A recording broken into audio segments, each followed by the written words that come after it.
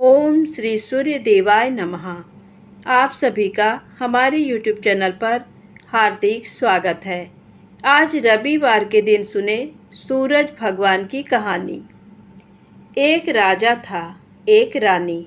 उनके पास सिपाही, घोड़े, दास दासियां, धन दौलत सब कुछ था। सिर्फ उन्हें संतान नहीं थी। इसी कारण राजा रानी बहुत ही दुखी रहते थे। संतान प्राप्ति के लिए उन्होंने हर तरह का दान धर्म, धार्मिक अनुष्ठान, जप मंत्र, व्रत, पूजा पाठ किए, लेकिन कोई फायदा नहीं हुआ। अब राजा रानी दोनों ही बुढ़ापे की ओर बढ़ते गए तो होता क्या है कि दोनों गहन सोच में पड़ गए। अब हमारे इतने बड़े राज्य का क्या होगा? कौन बनेगा इस राज्य का वारिस? कौन लेगा प्रजा की जिम्मेदारी? राजा रानी दिन रात इसी चिंता में घुलने लगे। उन्हें खाने पीने की भी सुध नहीं रहती। तो एक सुबह राजा के दरबार में एक साधु आता है। तो दासी रानी को इत्तिला करती है। तब वह दासी से कहती है, ये मेरा अंतिम दान धर्म है। इसके बाद मैं अपने हाथों से कोई दान धर्म नहीं करूँगी। रानी चावल भरा छाछ हाथ में लेकर बाहर आती है और साधु की झोली में भिक्षा डालने आगे बढ़ती है। तो उसके चेहरे पर छाई उद्विग्नता साधु की दृष्टि में आती है। वह उससे पूछता है, रानी साहिबा, क्या हुआ है? आप क्यों इतनी उदास हैं?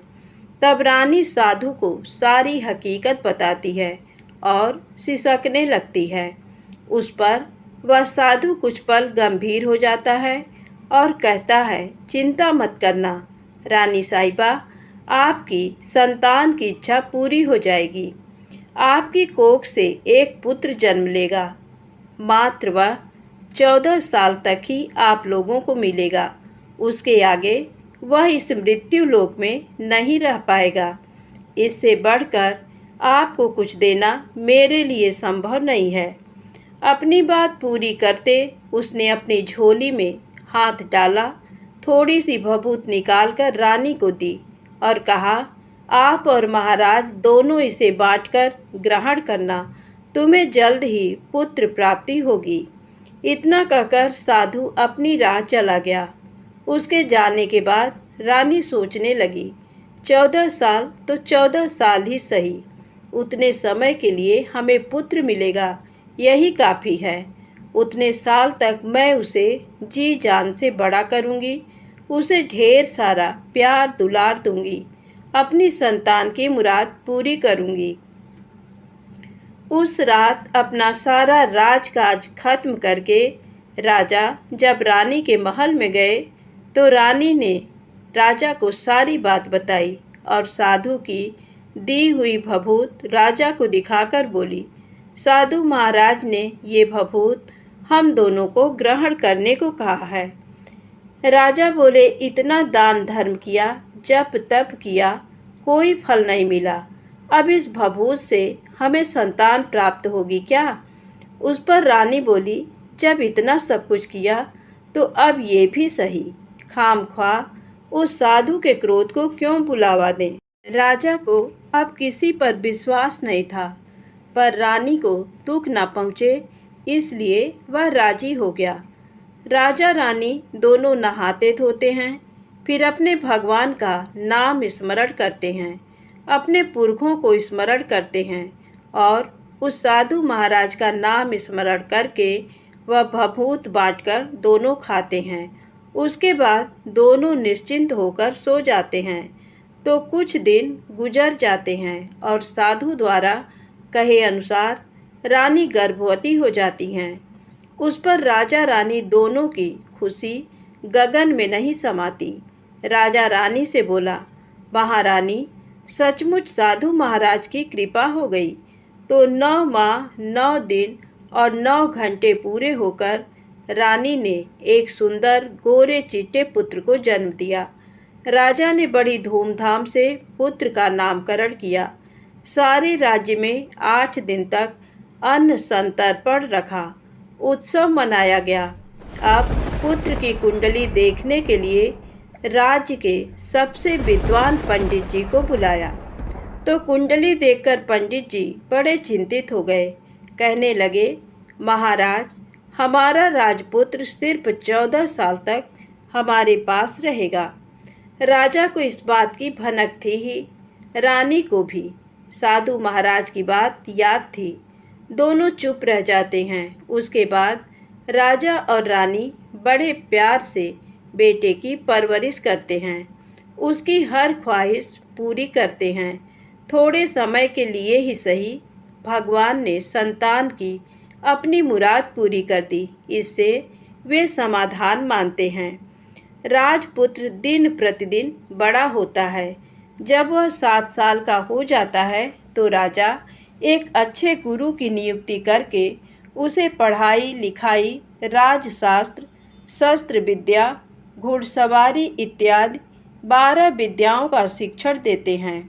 जब वह सब शास्त्र विद्या में पारंगत हो जाता है और 12 साल की उम्र का हो जाता है, तब एक अच्छी सी राजकन्या खोजकर उसकी शादी कर देते हैं। तो 2 और साल बीत जाते हैं। बेटा 14 साल का हो जाता है।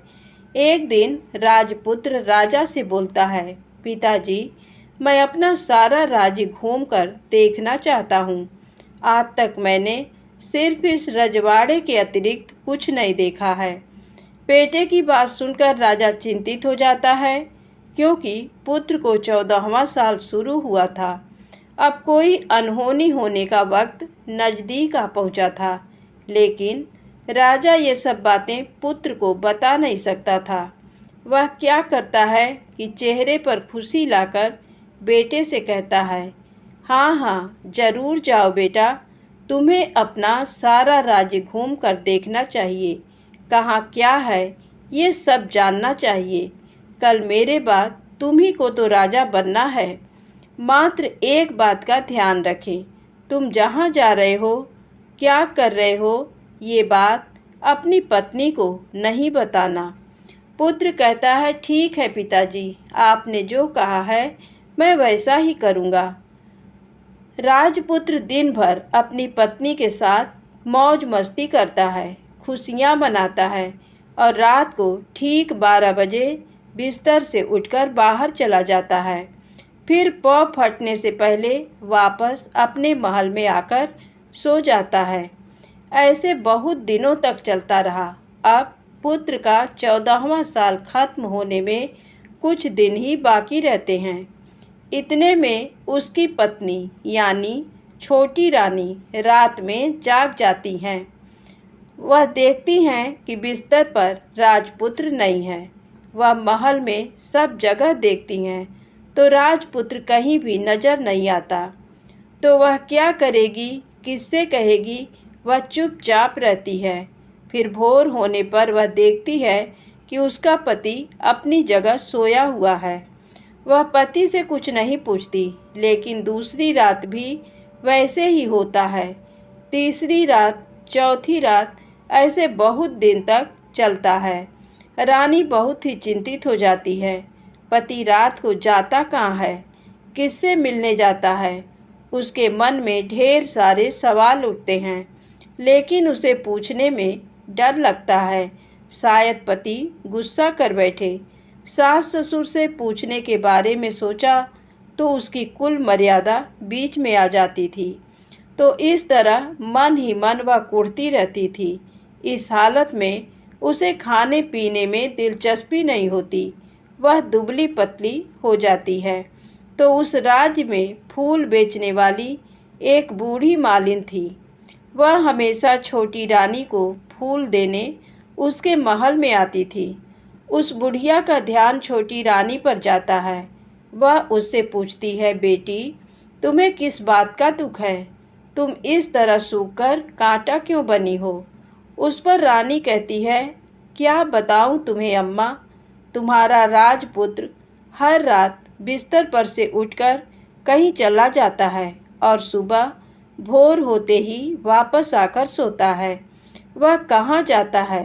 प्रेमिका से मिलने जाता है क्या? ये सोच सोचकर मैं अन्न जल ग्रहण नहीं कर पाती और सूख सूख कर इस तरह कांटा बन गई हूँ। बुढ़िया सब बात सुनकर उसे एक उपाय बताती है। तो बेटी ऐसा करना, आज रात तुम सोना मत, उसके पीछे जाकर देखना कि वह कहाँ जाता है, क्या करता है, उसकी अच्छी तरह से पहरेदारी करना।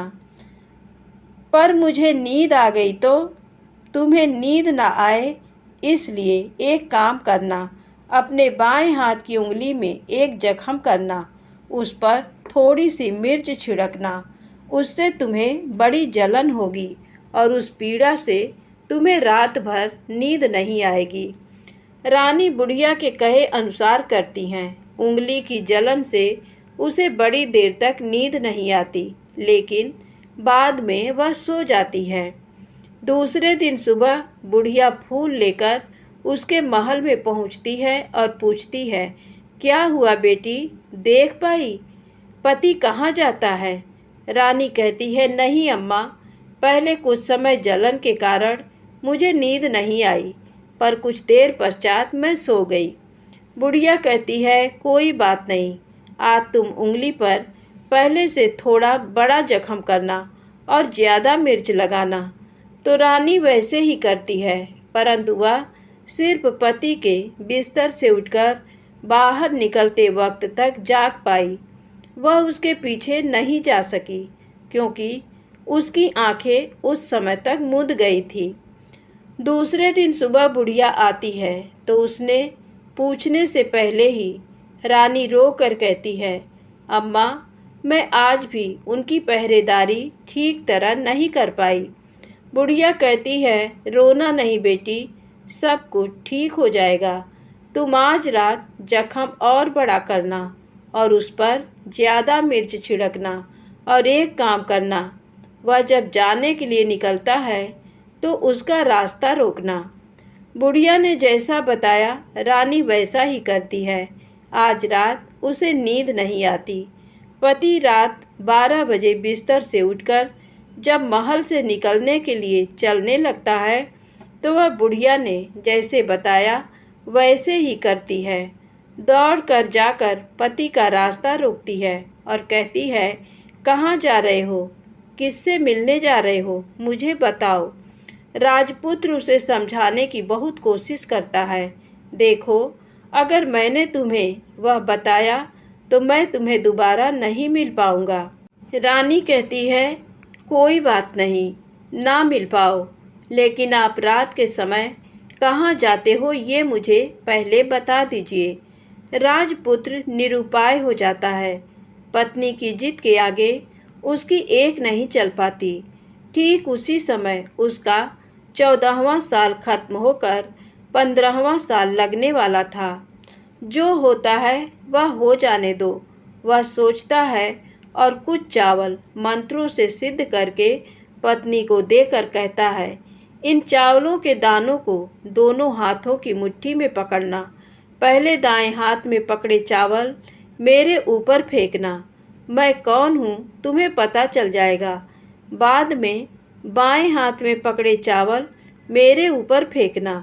मैं जैसा था तुम्हें मिल जाऊंगा, लेकिन यदि तुम बाएं हाथ के चावल मेरे ऊपर फेंकना भूल गई तो मैं तुम्हें कभी नहीं मिल पाऊंगा। रानी ने कहा, नहीं भूलूंगी। रानी बड़े आत्मविश्वास के साथ कहकर दाएं हाथ में पकड़े चावल पति के ऊपर फेंक देती है तो राजपुत्र एकदम एक विशाल घोड़ा बन जाता है। एकदम उम्दा, सफ़ेद, गर्दन पर लंबी अयाल। देखते देखते वह तेजी से दौड़ने लगता है। रानी उस घोड़े को एकदम भौचक्की होकर देखने लगती है और पति ने बाएं हाथ के चावल फेंकने की जो बात कही थी वह भूल जाती है। उसकी आंखों के सामने घोड़ा महल से बाहर निकलकर चला जाता है। घोड़ा जो महल से बाहर जाता है तो वापस नहीं आता। अब रानी को बड़ा पश्चाताप होता है। वह स्वयं को कोसने लगती है, लेकिन अब उसका कोई फायदा नहीं होने वाला था। राजपुत्र अब वापस नहीं आने वाला था। सुबह होते ही महाराजा महारानी को सब बात पता चलती है। उन्हें बहुत दुख होता है।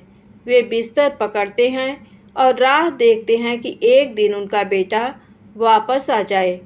इस तरह 1 महीना गुजरता है, 2 महीने गुजरते हैं, 3 महीने गुजरते हैं, आखिर 6 महीने पूरे होते हैं।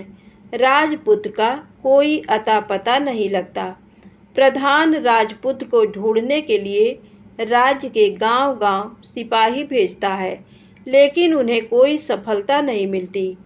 इधर रानी अपनी हठ के कारण पति गायब हो गया ये सोचकर स्वयं को मन ही मन कोसती हैं और प्रण लेती हैं कि कुछ भी करके पति को ढूंढ लाएंगी और उसे वापस घर लेकर आएंगी। एक दिन वह सुबह उठकर सास ससुर के महल में जाती हैं और कहती है कि मैं अपने पति की खोज में जा रही हूँ। महाराजा महारानी को और क्या चाहिए था, कुछ भी करके उनका बेटा उन्हें वापस मिलना चाहिए था। वे बहू को जाने की अनुमति देकर कहने लगे, बेटी तुम्हें जो चाहे वह करो, जहाँ जाना है वहाँ जाओ, लेकिन हमारे बेटे को वापस लेकर आओ। अब रानी अपना शाही वेश बदलकर एक सेठानी बन जाती है। कुछ दास दासियों को, कुछ नौकरों को साथ ले लिया, कुछ सामान साथ लिया और राज्य की सीमा पर जाकर वहाँ एक भोजनालय खोल दिया। वहाँ आने वाले सब यात्रियों को खाना मुफ्त में देने लगी। मात्र एक शर्त रखी कि खाने वाले को उसकी देखी कोई अजीब चीज़ उसकी मालकिन को यानी राजकन्या को बतानी पड़ेगी। तो वहाँ आने वाला हर नागरिक अपनी तरफ से मैंने ये देखा, मैंने वह देखा कहकर वहाँ से मुफ्त खाना खाकर जाता था। परंतु रानी को जो बात चाहिए थी वह अब तक मिली नहीं थी। ऐसे ही कुछ दिन बीत गए तो इधर क्या होता है कि रानी के महल में फूल लेकर जाने वाली बुढ़िया के एक बेटा और बहू थे। उनका एक छोटा बेटा था, यानी बुढ़िया का एक पोता था। तो बेटा और बहू सुबह काम के लिए निकलते थे तो पोते को संभालने की जिम्मेदारी बुढ़िया पर रहती थी। बुढ़िया दिन भर पोते को संभालती थी। एक दिन बुढ़िया को पान खाने की आदत थी तो पान लगाने के लिए चूना चाहिए था। वह उसे तैयार करने के लिए सीपियाँ लेकर आई। इन सीपियों को भूनने के लिए गोबर के कंडे चाहिए थे। कंडे इकट्ठा करने के लिए वह बांस की टोकरी लेकर चरवाहे के मैदान में गई। वहाँ बहुत सारे कंडे थे। उन्हें जमा करते करते उसे घर आने में अंधेरा हो गया। इस ओर शाम होते ही काम से वापस बेटा बहू घर पहुँचे तो देखा कि बच्चा घर पर अकेला है और रो रहा है। वे दोनों गुस्से से लाल पीले हो गए। इतने में बुढ़िया घर आ पहुँची। बेटा ने पूछा, पोते को घर अकेला छोड़कर कहाँ गई थी? बुढ़िया बताने लगी कि मैं गोबर के कंडे इकट्ठे करने गई थी। इस पर बेटा बोला, दोबारा बच्चे को अकेला घर पर छोड़कर यदि कहीं गई तो मैं तुम्हें बहुत पीटूंगा। बुढ़िया कहने लगी, नहीं बेटा, फिर कभी ऐसा नहीं करूँगी। लेकिन दूसरे ही दिन बुढ़िया वह बात भूल गई और फिर चरवाहे के मैदान पर कंडे इकट्ठा करने चली गई। शाम को जब बेटा बहू काम से वापस लौटे तो देखते हैं कि बच्चा घर पर अकेला है और रो रहा है। अब उसके बेटे की सहन शक्ति खत्म होने लगी और बुढ़िया के वापस आने पर उसे घर से निकाल दिया। बुढ़िया रात भर घर के बाहर अंधेरे में बैठी रही और सुबह होते ही हाथ में टोकरी लेकर कंडे इकट्ठा करने के लिए निकल गई। उस दिन उस पर कंडे इकट्ठा करने का मानो पागलपन सवार था। कंडे इकट्ठा करते करते कब अंधेरा छा गया उसे मालूम ही नहीं चला। उसे जब ध्यान आया तो गांव का रास्ता भी ठीक तरह से दिखाई नहीं दे रहा था। वह अंधेरे में आंखें फाड़कर देखती देखती किसी तरह आगे निकल पड़ी। तो होता क्या है कि एक कपिला गाय छन छन की आवाज़ करते, गले की घंटी बजाते ठुमक कर उस मैदान पर आ गई। उसे देखकर बुढ़िया सोचने लगी कि इस गाय के पीछे पीछे जाऊंगी तो गांव तक पहुंच जाऊंगी। तब बुढ़िया उसके पीछे पीछे जाने लगी। वह गाय क्या करती है कि उस मैदान से लेकर एक एक करके 6 मैदान पार करती है। आखिर में वह 7वें मैदान पर पहुंचती है। तो वहाँ क्या होता है कि उस मैदान पर एक बड़ा सा पत्थर है। गाय जाकर उस पत्थर को अपना सींग मारती है। सींग मारा तो वह पत्थर दूर हट गया और पाताल में नीचे जाने की सीढ़ियाँ दिखाई देने लगी। तब वह गाय उन सीढ़ियों से नीचे जाने लगी। बुढ़िया वह सब देखती रही और झट जाकर गाय की पूँछ को पकड़ लिया। पूँछ पकड़कर वह गाय के साथ नीचे पाताल में पहुँच गए। पाताल में पहुँचते ही तुरंत गाय की पूँछ छोड़ दी और इधर उधर देखने लगी। वहीं से बुढ़िया ने देखा कि पाताल में सब जगह जगमगाहट है। दिया दीप जलते हैं और तेज रोशनी गाय के ऊपर पड़ती है और वहाँ अद्भुत घटनाएं घटने लगीं। गाय के नीचे जाते ही उसके गले में अपने आप सांकल पड़ गई और छम छम करके कोई दुधाड़ी में गाय का दूध दूहने लगी। लेकिन जो भी कोई वह कर रहा है वह मात्र दिखाई नहीं दे रहा। बुढ़िया बहुत घबरा गई, कहाँ आकर फंस गई। वह सोचने लगी और यहाँ वहाँ छिपने के लिए जगह ढूंढने लगी, लेकिन उसे कहीं भी जगह नहीं मिली। हर जगह उजाला ही उजाला था। तो वह यूँ एक कोनों में खड़ी रह गई और जो कुछ सामने हो रहा था उसे चुपचाप देखने लगी। कुछ पल के बाद वहाँ झट से एक उम्दा सफ़ेद घोड़ा आया। वहाँ 2 कुंड थे। उसमें से एक कुंड में उस घोड़े ने छलांग लगाई और ऊपर आ गया। अब उसे राजपुत्र का रूप प्राप्त हो गया। राजपुत्र बनने के बाद उसने दूसरे कुंड के पानी में स्नान किया। वहाँ रखे नए कपड़े पहने हैं। नज़दीक ही एक सुंदर पलंग था, उस पर आकर वह बैठ गया। उसके सामने अपने आप 5 पकवानों की थाली आ गई। दूध की एक प्याली आ गई। 5 सुपारी आ गए। उसके सामने एक दिया जलता रहा। राजपुत्र ने खाना खाया, दूध पिया, 5 सुपारी खाया और बिस्तर पर लेट जाने से पहले सूर्य देव का स्मरण करके सामने जलते दिए से पूछा, दिए दिए दीपंकर, मेरे माता पिता क्या कर रहे हैं? दिया बताने लगा, बेटे के शोक में डूबे हैं। राज्य कौन संभाल रहा है? राज्य प्रधान संभालता है। मेरी पत्नी क्या करती है? उसने चौराहे पर भोजनालय शुरू किया है और आते जाते लोगों से वह नई खबर के बारे में पूछती है। दिए के ये कहते ही राजपुत्र कहने लगा, ठीक है। उसके बाद वह सो गया। बुढ़िया कोने में खड़ी रहकर ये सब देखती रही। ऐसी अद्भुत घटना उसने जिंदगी में पहली बार देखी थी। उसे अंदर ही अंदर चुलबुलाहट होने लगी। वह अपनी भूख प्यास भूल गई और आगे क्या होता है कि उसे उत्सुकता से देखने लगती है। लेकिन उसके बाद और कुछ घटनाएं नहीं घटती। रात गुजर गई और सुबह हो गई। सुबह होने पर पलंग पर सोया राजपुत्र उठा और फिर से पहले वाले कुंड में छलांग लगाई तो अब वह फिर से घोड़ा बनकर कुंड से बाहर आ गया। बाहर आते ही वह तेजी से उस पाताल नगरी से बाहर निकल गया, लेकिन वह कहाँ गया बुढ़िया को कुछ पता नहीं चला।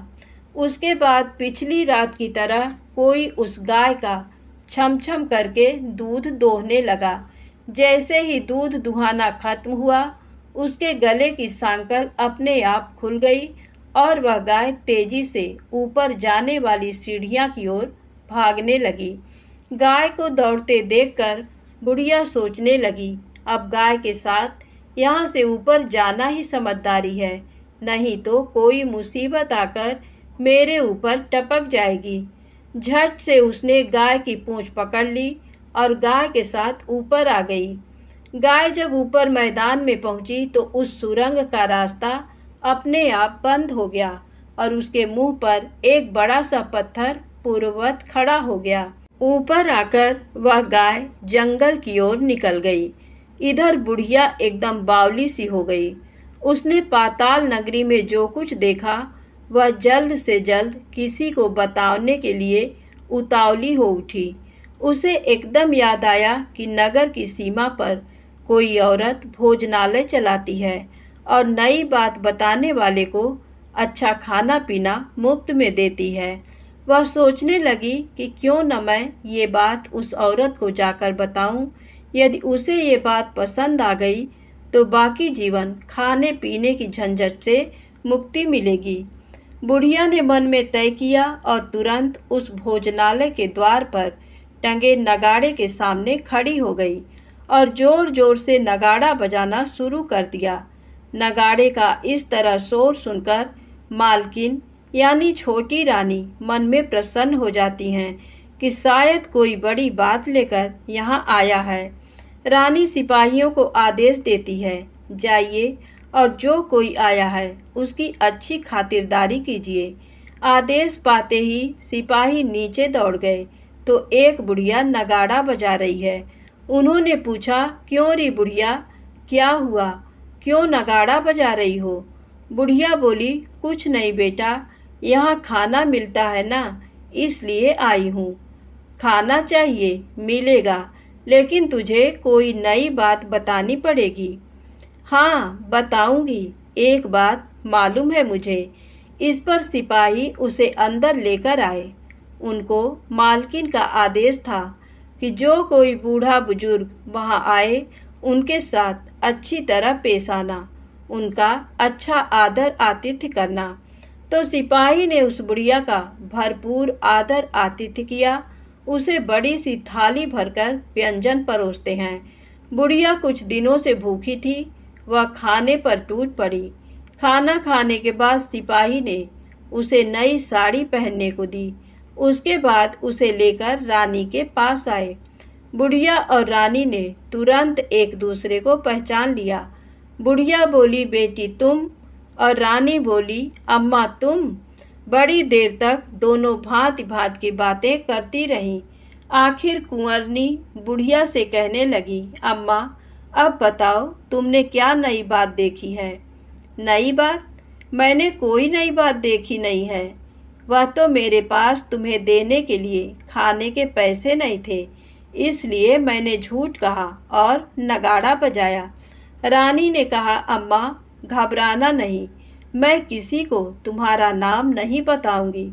फिर भी बुढ़िया मैंने क्या देखा, कब देखा करके आनाकानी करने लगी। इस पर कुंवरनी ने उससे कहा, देखो अम्मा, यदि तुमने मुझे वह नई बात बताई तो जिंदगी भर मैं तुम्हारी देखभाल करूंगी और तुम्हें रानी माता की तरह रखूंगी। अब बुढ़िया बताने को तैयार हो गई। उसने जो कुछ उस चारागाह वाले मैदान पर देखा था वह सब कुछ कुंवर रानी को बता दिया। बुढ़िया की वे बातें सुनकर कुंवरनी को यकीन हो गया कि वह राजपुत्र उसी का पति है। वह तुरंत बुढ़िया से कहने लगी, अम्मा मुझे उस जगह पर ले चलो। नहीं बेटी, वह पाताल राज्य है, सांप है। यदि किसी ने तुम्हें देख लिया तो तुम्हारी जान खतरे में पड़ सकती है। लेकिन रानी उसकी एक भी नहीं सुनती। उसे उस जगह ले जाने के लिए हठ करने लगी। आखिर में बुढ़िया ने उसका कहना मान लिया और कहने लगी, ठीक है, मैं तुम्हें वहाँ लेकर चलती हूँ, पर आज नहीं कल। वहाँ जाना है तो शाम को ही जाना होगा।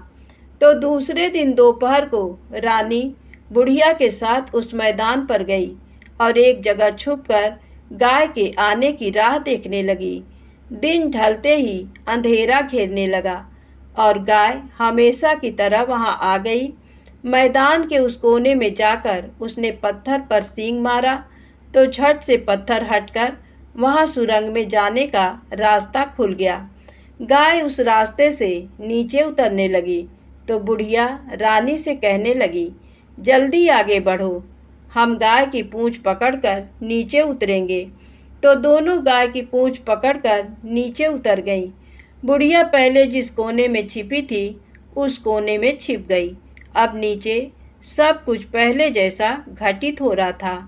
गाय के गले में अपने आप सांकल पड़ गई। कोई अदृश्य रूप से उसका दूध दूहने लगा। एक सफ़ेद उम्दा घोड़े ने आकर एक कुंड में छलांग लगाई तो राजपुत्र के रूप में ऊपर आया। वह राजपुत्र दूसरे कुंड में नहाने लगा। बाद में उसके सामने खाने की थाली आ गई, दूध की प्याली आ गई, पान बीड़ा आ गया। राजपुत्र सब ग्रहण करके सोने के लिए पलंग पर गया तो सोने से पहले सूर्य देव का स्मरण करके वह दिए से पूछने लगा, दिए दिए दीपंकर, मेरे माता पिता क्या कर रहे हैं? तो दिया कुछ जवाब नहीं देता बल्कि वह बुझने लगता है। तब राजपुत्र को कुछ अघटित हुआ है इसका संदेह हो गया है। वह उदास हो गया और जो कुछ हुआ है वह हो जाने दो ऐसा सोचकर सोने के लिए बिस्तर पर लेट गया। अब रानी का संयम छूट गया। वह दौड़कर पति के पास गई और उसके पैर पकड़ने के लिए आगे बढ़ने लगी। राजपुत्र तुरंत ही पत्नी को पहचान गया। वह झट से पीछे हट गया और चिल्लाने लगा, नहीं नहीं, मुझे मत छूना, सर्वनाश हो जाएगा। रानी दोनों हाथ जोड़कर पति से अपनी भूल स्वीकार करने लगी। स्वामी, मुझसे भूल हो गई। मुझे आपसे नहीं पूछना चाहिए था कि आप रात को कहाँ जाते हो। मैं अपनी भूल स्वीकार करती हूँ। मुझे मेरी भूल की सज़ा मिल गई है। अब आप घर चलें। आपके वियोग में आपके माता पिता ने बिस्तर पकड़ लिया। आपकी प्रजा भी बहुत दुखी है। उस पर राजपुत्र कहने लगा, वही तो एक बार तुम गलती कर बैठी हो, अब दोबारा मत करना, नहीं तो अब मैं तुम्हें जो दिख रहा हूँ वह अभी नहीं दिखूँगा। रानी अब विलाप करने लगी, जोर जोर से जमीन पर सिर पटकने लगी। राजपुत्र के मन में उसके प्रति दया उत्पन्न हो गई। वह उससे कहने लगा, यदि तुम मुझे पाना चाहती हो तो तुम्हें एक काम करना होगा। काम कठिन है लेकिन वह तुम्हें अकेले करना होगा। रानी ने कहा, कहो स्वामी, कितना भी कठिन काम हो मैं वह पूर्ण करूंगी। रानी कहने लगी। इस पर राजपुत्र ने उसे बताया, इस पाताल से ऊपर जाते ही तुम्हें एक घना जंगल नजर आएगा। ऐसे 6 जंगल पार करने के पश्चात 7वां जंगल मिलेगा। वह जंगल सबसे घना है। उस जंगल में बीचों बीच एक पीपल का पेड़ है। उसके आसपास की जगह पत्ते, फंदे, जटाएं, कांटे इत्यादि से ढक चुकी हैं। वहाँ बाघ, शेर, भालू, सांप सभी धमा चौकड़ी बैठती है। तुम्हें उन सबको भगाकर वह जगह साफ करनी है। उसको गोबर से लिपाई करके पवित्र बनाना है, रंगोली से सजाना है। उसके बाद वहाँ धूप, कपूर, अगरबत्ती जलानी है। फूल, कुमकुम से पेड़ की तने की पूजा करनी है। दूध, दही से बने चावल का भोग चढ़ाना है। ये सब तुम्हें दोपहर को 12 बजने के पहले करना है। 12 बजने के समय तुम्हें उस जगह पर बैठकर सूर्य भगवान का ध्यान करना है। ठीक 12 बजे सूर्य भगवान का रथ वहाँ उतरेगा। वे वह सब देखकर खुश हो जाएंगे और कहेंगे, जिस किसी ने ये सब किया है उसे मैं मनचाहा फल दूंगा। तो तुम सामने जाकर उसके रथ का दाहिना घोड़ा मांगना, मैं तुम्हें मिल जाऊंगा। इतनी बात कहकर राजपुत्र अपने पलंग पर सो गया और छोटी रानी भोर होने की राह देखने लगी। भोर होते ही वह बुढ़िया के साथ गाय की पूंछ पकड़कर ऊपर आ गई। ऊपर आने के बाद वह बुढ़िया से कहने लगी, अम्मा, अब मैं अकेले ही आगे जाऊंगी, तुम भोजनालय वापस जाओ। वह जंगल में जाकर राजपुत्र की बताई जगह ढूंढने लगी और स्वयं आरी से वह जगह साफ कर दी। बाद में राजपुत्र ने जैसे बताया वैसी लिपाई पुताई करके वापस आ गई। दूसरे दिन पौ फटने से पहले उठी और जंगल में उस जगह पहुंची। वहां जाकर इत्र, गुलाब का पानी छिड़क कर वह जगह सुगंधित की। धूप अगरबत्ती जलाकर उसे पवित्र किया और पूजा की। सब सामग्री वहां तैयार रखकर सूर्य भगवान का ध्यान करने बैठ गई। जैसा कि पति ने बताया था, दोपहर को ठीक 12 बजे सूर्य भगवान का रथ उस पीपल के पेड़ पर आकर रुका है। सूर्य भगवान ने जब रथ से नीचे देखा तो सुगंधित वातावरण देखकर वे बहुत प्रसन्न हो गए। फिर वे बोले, जिस किसी ने ये काम किया है वह यहाँ आकर आज मुझसे कुछ भी मांगे, मैं उसे दे दूंगा। रानी ने जब ये शब्द सुने तो बिना समय गंवाए दौड़कर उनके सामने आ गई और उनको साष्टांग नमस्कार करके बोली, भगवान, वह मैं ही हूँ, मैंने ही ये जगह साफ की है। अच्छा, तो तुम्हें जो चाहिए वह मांगो। भगवान, मुझे आपके रथ का दाहिना घोड़ा चाहिए। सूर्य भगवान बोले, नहीं नहीं, मैं तुम्हें और कुछ भी दे सकता हूँ, लेकिन ये घोड़ा नहीं दे सकता। मेरे रथ के 12 घोड़े हैं, तुम चाहो तो कोई और घोड़ा मांग लो, लेकिन ये दाहिना घोड़ा नहीं, वह मैं तुम्हें नहीं दे सकता। छोटी रानी एक नहीं सुनी, वह सूर्यदेव से एक ही बात कह रही थी, वही दाहिना घोड़ा दे दीजिए, नहीं तो मैं आपके पैरों में गिरकर अपनी जान दे दूंगी। अब सूर्यदेव धर्म संकट में पड़ गए। उन्होंने वचन दे दिया था, अब अपने वचन से पलट भी तो नहीं सकते थे। तब सूरज भगवान ने बोला, मैंने तुम्हें घोड़ा दे दिया, लेकिन घोड़ा तो दिया है, वह तुम्हें यहाँ नहीं मिलेगा, तुम्हें उसे पाताल में जाकर लाना होगा। रानी बोली, पाताल में ही क्या भगवान, मैं उन्हें पाने के लिए कहीं भी जा सकती हूँ। रानी को वचन देकर सूर्यदेव अपने मार्ग चले गए और इधर रानी जंगल से अपने भोजनालय में आ गई। फिर वह बुढ़िया को लेकर उस मैदान पर आ गई। जल्दी ही शाम हो गई। शाम होते ही वहाँ वह गाय आ गई और उसने सींग मारकर सुरंग का पत्थर हटाया तथा नीचे उतरने लगी। रानी और बुढ़िया जल्दी जल्दी उसकी पूंछ पकड़कर नीचे उतर गईं। नीचे पाताल में सब घटनाएं पहले की तरह ही घटने लगीं। घोड़े का एक कुंड में नहाकर राजपुत्र बन जाना, नहा धोकर पलंग पर जाकर बैठना, तो उसे खाने की थाली, दूध की प्याली आना, पान बीड़ा आना। लेकिन आज एक बात नई घटी। आज 2-2 थाली, 2-2 दूध की प्याली, 2-2 पान बीड़े उसके सामने आए। वह कुछ नहीं बोला। अपने हिस्से की थाली खाकर, दूध पीकर और पान बीड़ा चबाकर वह सोने चला गया और हमेशा की तरह दिए से पूछने लगा, दिए दिए दीपंकर, मेरे माता पिता क्या करते हैं? दिया ने बताया, वे दोनों तुम्हारे शोक से मरने की स्थिति में पहुंच गए हैं। ऐसा झट से उसकी आंखों से आंसू टपकने लगे। फिर वह पूछने लगा, दिए दिए दीपंकर, मेरा राज्य कौन चला रहा है?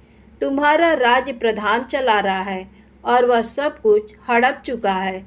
वह प्रजा पर बहुत अत्याचार कर रहा है। सुनकर राजपुत्र को बहुत गुस्सा आया। वह गुस्से से अपनी मुट्ठी भींचने लगा। अब वह पूछने लगा, दिए दिए दीपंकर, मेरी पत्नी क्या कर रही है? अब दिया कुछ नहीं बोला, चुप रहा। अब रानी का संयम जवाब दे गया। वह दौड़कर पति के गले लग गई। अब मैं तुम्हें मिल गया, राजपुत्र कहने लगा। सच कहते हो, अब आप फिर से घोड़ा तो नहीं बनेंगे? नहीं, दोबारा घोड़ा नहीं बनूंगा। तुमने जो इतने सारे कष्ट उठाए हैं मुझे पाने के लिए, इसलिए सूर्यदेव ने मुझे सदा के लिए घोड़े के जन्म से मुक्त कर दिया है। राजपुत्र ने बड़े प्यार से कहा और उसे गले लगाया, उसके आंसू पोंछे। कुछ देर पश्चात भोर हो गई तो गाय की श्रृंखला टूटकर वह ऊपर भूलोक जाने लगी। रानी, राजपुत्र और बुढ़िया उसकी पूंछ पकड़कर ऊपर आ गए। ऊपर आने पर वे सीधे भोजनालय में पहुँचे। वहाँ का सब सामान लोगों में बांट दिया और उसको ताला लगाकर अपने राज्य में लौट गए। राजपुत्र वापस आता और उसके तेवर देखकर प्रधान घबरा गया। राजपुत्र ने उसे बंदी बनाकर कैद खाने में डाल दिया और राज्य की बागडोर अपने हाथ में ले ली। उसके बाद वह अपने माता पिता को मिलने उनके महल में गया। तब राजपुत्र क्या देखता है कि उसके माता पिता उसके शोक में अस्थिपंजर बने हुए हैं। पुत्र को वापस आया देखकर मरड़ा सन राजा रानी की आंखों से टप टप आंसू बहने लगे। इन दोनों ने पुत्र को गले लगाया, उसे प्यार से सहलाया। इतना होने के बाद उनके सेहत में एकदम सुधार आने लगा। वे अब बिस्तर से उठकर बैठ गए हैं, पुत्र को आशीष देने लगे। राजपुत्र के आने की खबर तुरंत राज्य भर में फैल गई। प्रजा खुशी से फूली नहीं समाई। प्रजाजन राजमहल के सामने इकट्ठे हो गए। राजपुत्र ने भी उन्हें दर्शन दिए और आज से उन्हें कोई दुख नहीं पहुंचाएगा, ऐसा वचन भी दिया। अब राजा अपने पुत्र का राज्याभिषेक करके उसे सिंहासन पर बिठाता है और बहू को महारानी का दर्जा देता है और स्वयं अपनी पत्नी के साथ ईश्वर स्मरण करते खुशी से दिन बिताता है। महाराजा बना राजपुत्र अच्छी तरह से राज्य चलाने लगा और अपनी पत्नी के साथ सुख शांति से जीवन बिताने लगा। उस बुढ़िया को रानी ने अपने पास ही रख लिया। उसकी अच्छी तरह से देखभाल करने लगी। बुढ़िया और उसके बुढ़ापे के दिन खुशी से गुजरने लगे। कहानी समाप्त होती है। दोस्तों, यदि आपको कहानी अच्छी लगी हो तो कृपया मेरे चैनल को लाइक सब्सक्राइब अवश्य करें। प्रेम से बोलें सूरज भगवान की जय हो।